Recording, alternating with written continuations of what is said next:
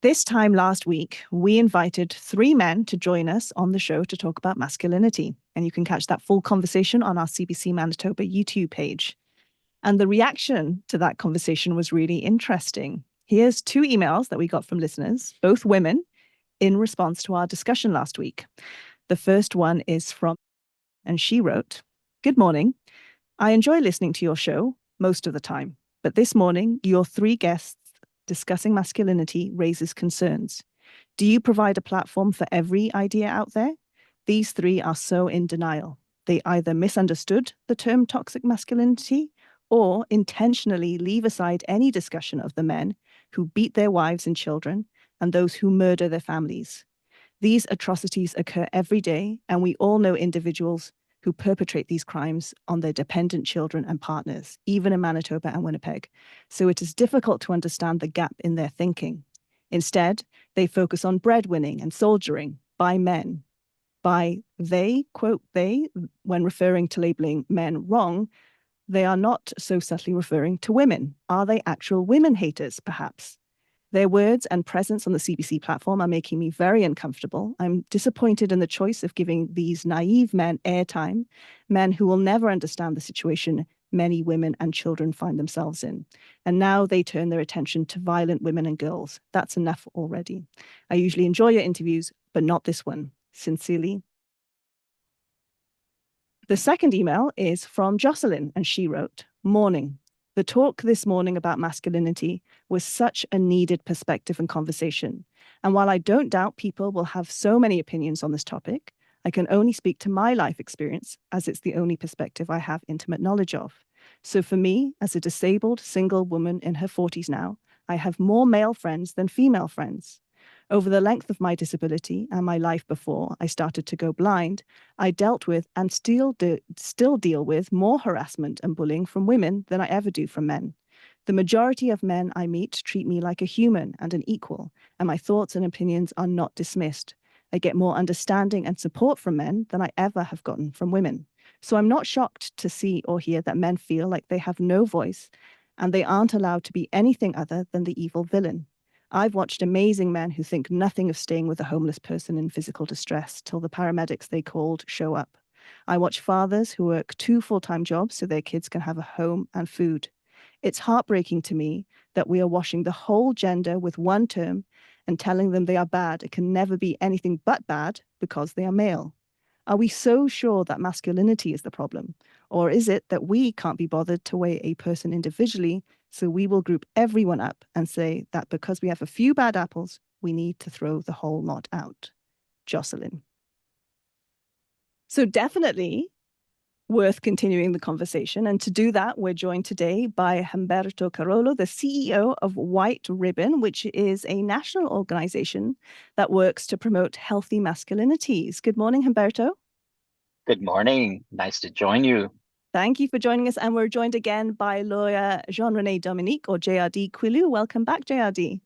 Hello, thank you, Nadia, for inviting me again. So I'd love to hear from both of you just off the top. What were your reactions to those two emails? Yeah, I don't know, Humberto, you want to go or? Go for it. All right, thank you. Well, first of all, I want to address and tell her thank you for her comments. It's not, and it's unfortunate that that's the takeaway she got from our conversation, and maybe that's the opportunity we'll clarify many of her position. I can assure her that, like you said, I do practice criminal defense, family law, and stuff, and I don't think any sane person will think like domestic violence, gender-based violence, or what she has described, that was what Matthew or Ryland. Rylan or myself were trying to dismiss, and it's unfortunate that she get that. If that was her, it's unfortunate, but that's not what we're saying. But hey, it is what it is. But I think we'll have the opportunity maybe later on to actually define what we mean by masculinity. Yeah. And just from the get go, I will say that those people that experience that, whatever, that's for me, when I'll give my definition, it's outside of what masculinity is about. And then that will touch on what, was it Josephine? Jocelyn. Oh, Jocelyn. Yeah, sorry. What Jocelyn said is like, it's not because we have people committing domestic violence, men who do this sort of things, then we can lump sum every man, and then that should be the underlying message, being sent out there. And I preface that because it's funny, I was having a campaign about like racism and stuff. Yeah. I said, and it was a program where I was saying like, we can fight racism, but the message is not to tell fundamentally, for example, just the fact of being white, then you're inherently racist, for example. That's not a good message. So it's the same thing here. It's not because you're a man or masculine that you're inherently violent. That's, I think, the point I was trying to make. Humberto, your response to these two very different reactions to the same conversation. Yeah, I think the first point that I'd like to make is that it's important that we listen to women, that it's important that we listen to the realities of lived experiences, and that as men, that is one of the key calls to action that we at White Ribbon encourage men to take on, is to listen to experiences, and the experiences of women on these issues are diverse. As we see, the epidemic of intimate partner violence and femicide and gender-based violence is a reality in our society, in Canada and around the world. The stats show that. During COVID, the rates of violence went up by 30%. It is a reality. We have to accept that. We have to look for ways to address this issue, and we need to think very carefully about the role of men.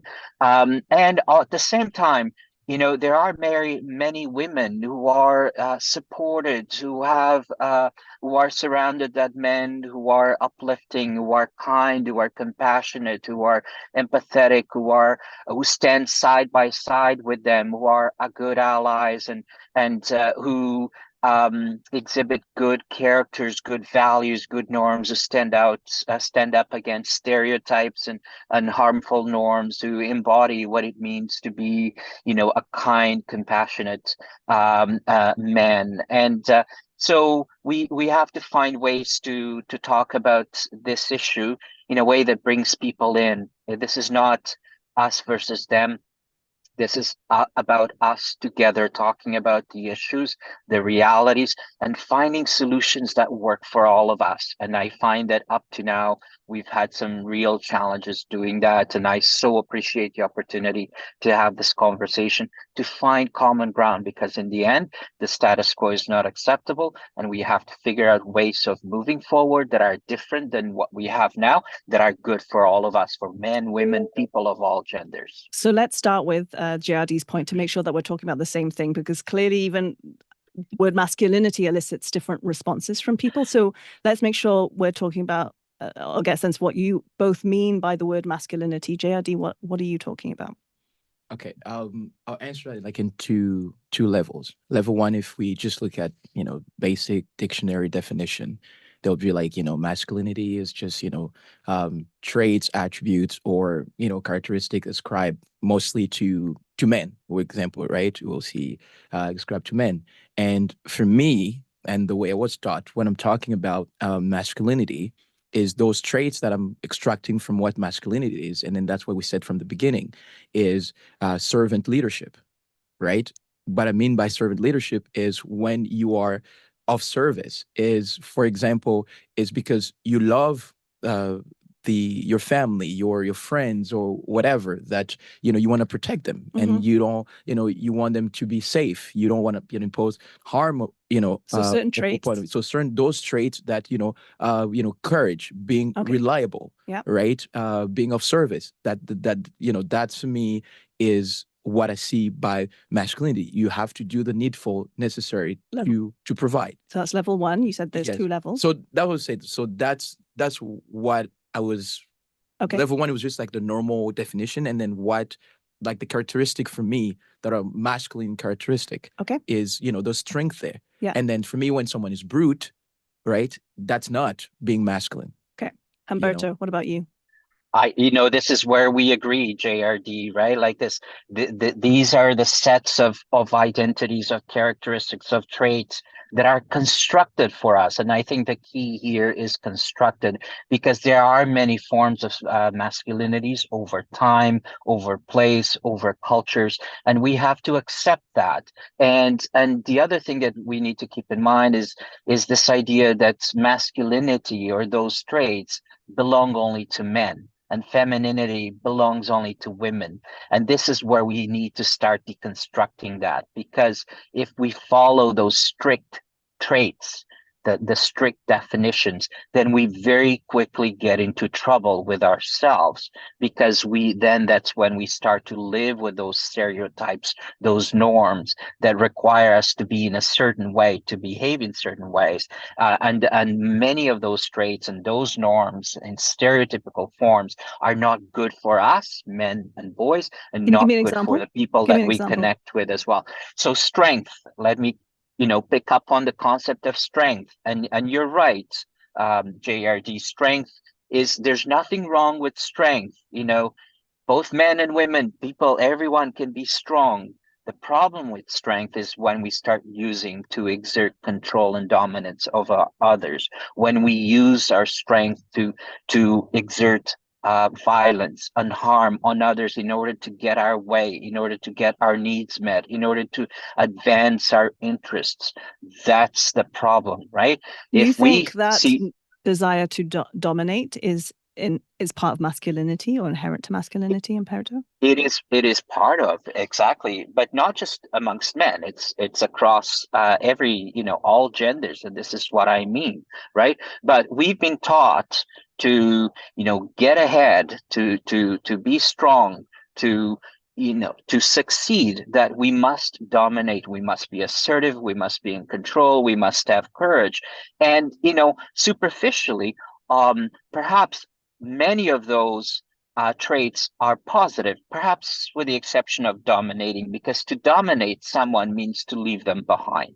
It means for us to get ahead at some costs, at many costs to others, often women, often other men, perhaps younger men, perhaps racialized men, perhaps indigenous men, perhaps men with less experience than us.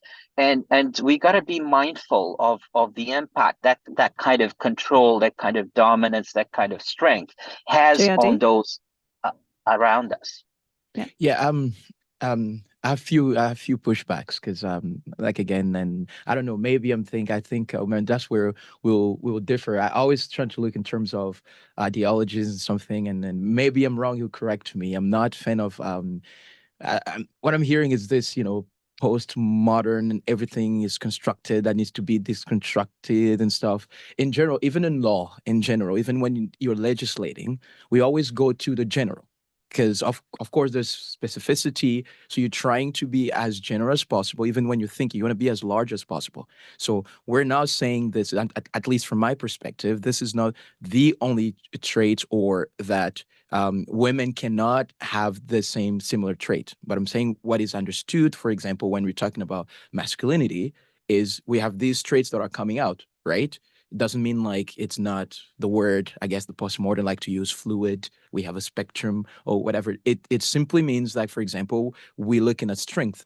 And then the issue is, for a lot of people, when they hear strength, from the get-go, they're going to violence. And then to push back on what I said, because she said, I don't think it was very nice of her. Also, she wants to be understood, but she's calling us naive men, is the narrative that I would not accept, because I fundamentally believe, because I studied that too, that men do not report many of domestic violence that they do experience from women.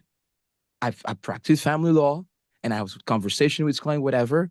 Is I'm not saying that women are not victim of whatever. So, but what I'm saying is, I am not, when we're talking about disproportionately affecting women, then my question is, what kind of violence are we talking about? It's just physical? Are we going to go to emotional? Are you going to do to different forms of violence? It's just a narrative that inherently, that in a domestic setting, that men are more violent, and then that only women are disproportionately affected. I am not ready to concede that. What I'm saying is just many men, and then maybe that I can agree with Humberto in terms of construction, where many of them coming out in our society, for example, saying that I've been abused by my intimate partner, it's not well looked at. So I'm just saying is, in any category, we have these extremes, or if we have people who deviate from, what is acceptable. But just like Joseline said, we not lump everyone in it, because I still think the majority of men in, for example, 2024, understand that, we're equal to women, understand that we can protect women. I want to hear from both of you, because I feel like you're agreeing, so I'm not sure what the disagreement is. Like, what is the line between masculine behavior, and let's use the example of strength, or physicality, and where that crosses into harmful behavior like violence? So because I feel you're agreeing, so I'm not sure what the disagreement is. Yeah, is violence part of masculinity? Does it belong in a conversation around masculinity? Well, absolutely. We have to talk about it. And by the way, JRD, these definitions need to change, just as law over time has had to change in order to reflect the realities and the needs of the day. Okay. So, putting it in terms of postmodernist and all of that stuff, it's not necessary. Like, we got to change these conditions, right? So where do we agree? I agree with you that men have a difficult time reporting their own experiences with intimate partner violence or violence from other men as well.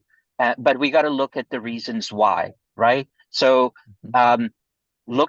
accepting that we have experienced pain or hurt or harm, or that we're grieving, or that we're dealing with our own painful experiences, that's a difficult thing for men to do, because of the stereotype that men, we should always be strong, right? We should always keep going at all costs. We should never accept pain as because it's a form of weakness, that we're supposed to resolve all our problems on our own. We should just keep on going, put up with it, be a man, right? This is where those stereotypes come in from everybody, from other men, from women as well, right? And that's the reason why so many men who experience intimate partner violence don't come forward. And we gotta change that. But I also want to remind us of the reality, right? The reality that, for example, the majority of femicides, the majority of people who lose their lives to intimate partner violence are women.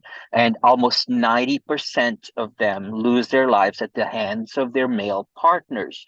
And the same thing with other forms of violence. But I'll agree with you on one thing.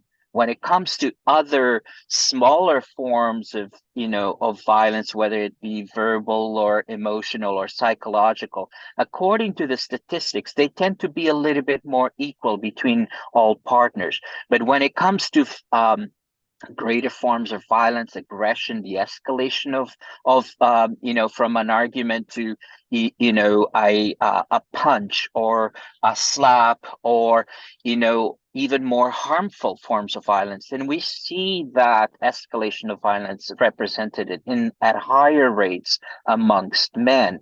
And that also has to do with the stereotype that as men, we use anger, we use violence to resolve our conflicts, and then to back down, to take a break, to talk about these issues, to seek help, to let others know that we're having a difficult time with these stresses in our lives. That is a form of weakness, considered a form of weakness for men. So we gotta we gotta fight against these stereotypes, because we're harming men and boys if we continue along these lines. Well, Humberto, if I may, I vehemently disagree that, for example, psychological violence is a lesser form of violence than physical violence. For me, I didn't say that. I'm not saying you said that. I'm just saying in terms of, because that's the issue when I have with these data as a statistics, because it's not because they're presenting us numbers, then we just take it at face value. And to use your word, we have to deconstruct that,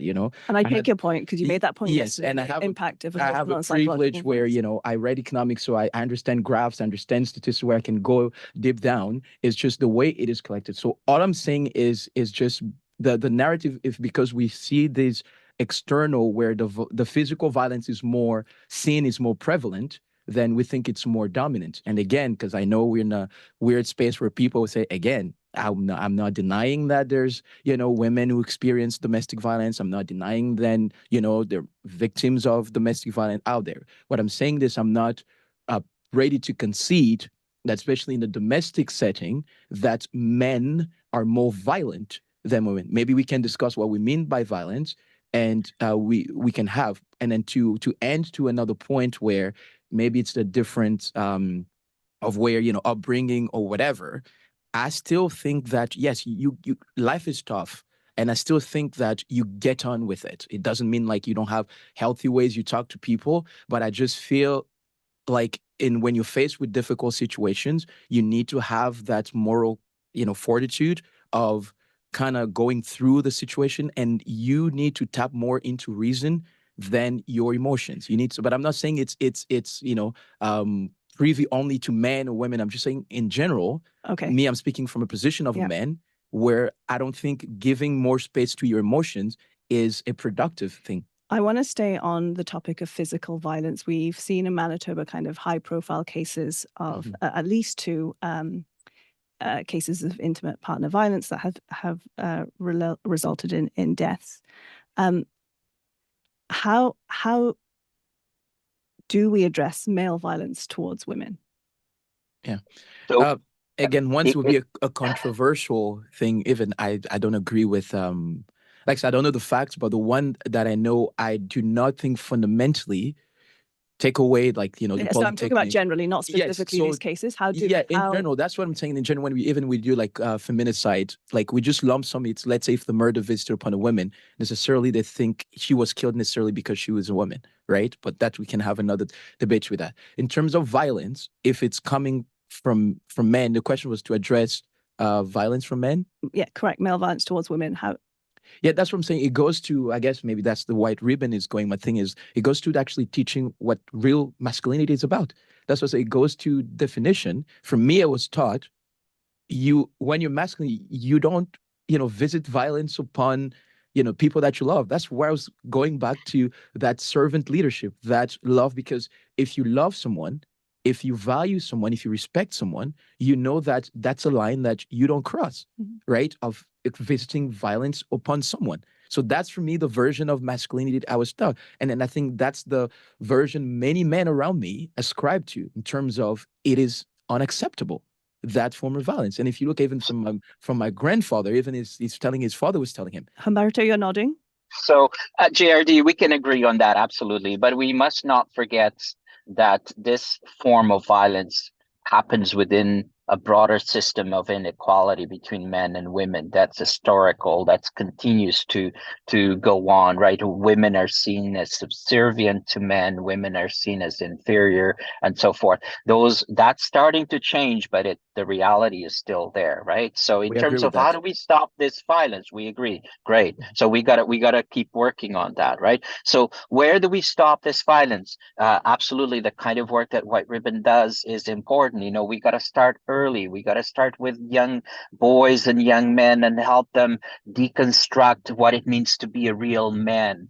Because even though how you define the real man is what we're ascribing to, JRD, the reality is that many men, many boys, many young men are still growing up with the stereotypical version of what it means to be a real man, to be strong, as in to exert like control and dominance and strength, that any form of pain or hurt or seeking help is a form of weakness, right? That we address our conflicts, our stresses with anger, with pushback, with resistance, with domination, yet again. And we see those kinds of norms, harmful norms and stereotypes reflected in these kinds of cases. And we got to change that. I'm a member of the Ontario Government Death Review Committee. We look at what went wrong in these cases of femicide amongst couples in intimate partner violence where that's involved. And we see that history of escalation of violence of men, male perpetrators in particular, who don't seek help, who don't work with existing services and programs to change around their behaviors. We see the system. You're a lawyer, you know very well that our justice system is still broken when it comes to protecting survivors of gender-based violence, that we send perpetrators on bail, right? But they're not followed up. And during that bail period, that is one of the most dangerous periods of time for women and children in terms of that escalation of violence. And we see so many of these femicides happen during that period of time. So we have to change that. Humberto, one of the points that JRD made last week was that he feels that there is a concerted effort to get a message across that men are inherently violent because they are men. What do you think about that? It's that is, we reject that as well. Like, but do you see where he's coming from? Do you feel like I do? Are you concerned that that message is out there, that men are inherently violent because they are men? I am, and we work to deconstruct that and to call men in to work with us to make sure we change around those stereotypes and where's those that messaging coming from?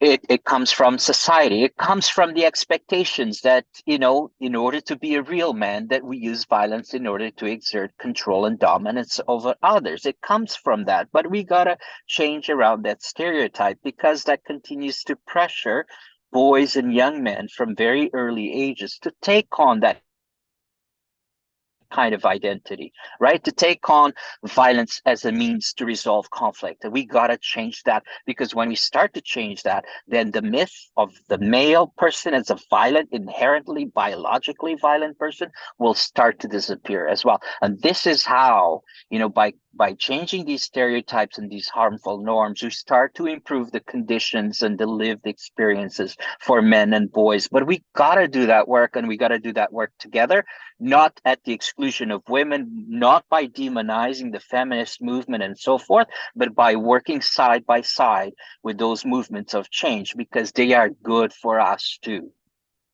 JRD, you mentioned some where you overlap with Humberto. What do you think is the main point of disagreement, if you could identify that? Well, not off the head, because I was listening was what he was saying, cut me on the spot. Well, not what he's in general for me, and I will stand firm on it. And I know it's not about stand firm on it. And again, I have to preface, because people out there think I am not denying that women are victim of violence, domestic violence. I want to make it clear. But you both agree that there's this pressure. Is a weird space that, these times where we live in, where they will, twist your words. But what I'm fundamentally standing against, and I said, and I will continue to say that to men, it is not true that we as men, and I will fight that messaging to young boys, it is simply not true that we are fundamentally violent, just the fact of being men. Humberto? We agree. I agree. I celebrate that, JRD, but let's work towards to make sure that is a reality, that in practice we are indeed, in fact, not using violence, right?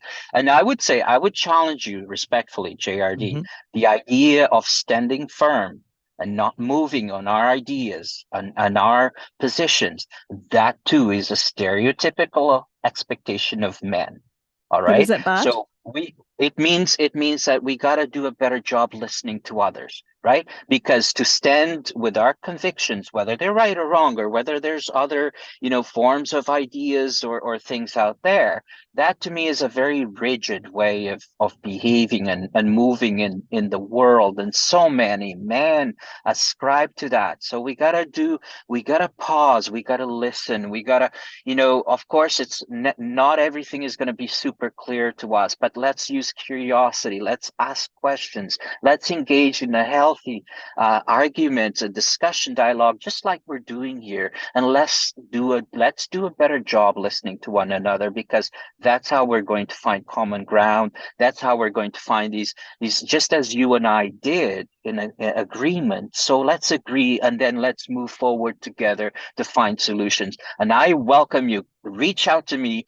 join White Ribbon and let's work on these issues together, because you know what? There's more common ground in our positions than there are disagreements. And I find that very hopeful. And I think that is the reality in the world out there right now. It's just we gotta do more of this talking. And thank you, Nadia, for bringing us together. We need more of these opportunities, more of these spaces to have these kinds of conversations. If I can push back in very terms quickly, because of we've run out of time. two seconds. It's just it's the rigid position I take. I'm a very good listener and I like debate, I like conversation, and I'm not sectarian. But I said when I stand firm is when there's a message out there that I fundamentally disagree with. I don't think we can have gazillion of conversation that will not, and this is one of them where I'm saying that men are not inherently violent in a domestic setting, and then that boys are not violent just because of boys. And finally, I will say if we didn't kill the father in the homes, and because I believe that this is also we kill the fathers in the home, many men that I speak with, my big brothers, whatever, who grew up with fathers in the home, they would tell you that the first person who will, and I'm not saying women don't do that, but the first person who checks our violence, the first person who checks when we step bounds, for example, those who have sisters or other brothers, was our parents. Me was my dad would say, you do not do that. You do not raise your hands at your sister. And then that for me, I said, that's healthy. Let's build on those good values. Let's build on those good values. Let's move forward and encourage men to live with those values, right? And not to use violence, because the reality is that the rates of violence, of intimate partner violence, are very high, unacceptably high. I agree with that. And the majority of that violence is committed by men against women. We cannot deny that. Physical, other forms of violence as well, in fact. So, but perhaps we can continue that conversation. But, exactly. But I like I said again, that is true, and it's something we need to do. Gentlemen, really appreciate both of you coming on and having these conversations, and that it's okay to disagree and agree. That's real life, and we're role modeling that, and I appreciate it. Thank you so much. Absolutely. Thank you, Humberto. Thank you. And I definitely will reach out. Please do. Let's work together. Thank you. Thank you, sir.